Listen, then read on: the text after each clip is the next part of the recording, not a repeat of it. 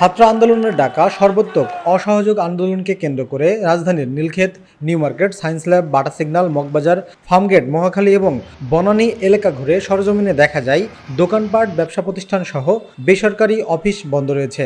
একই সাথে ঢাকার অভ্যন্তরীণ বাস যেমন বন্ধ, তার সাথে বন্ধ রয়েছে দূরপাল্লার বাস।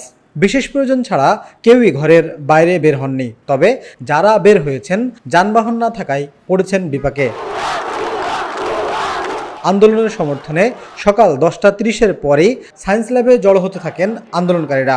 একই সাথে সকাল থেকেই জড়ো হন আন্দোলনকারীরা শাহবাগে আওয়ামী লীগ নেতাকর্মীদের সাথে আন্দোলনকারীদের ধাওয়া পাল্টা ধাওয়ার ঘটনা ঘটে।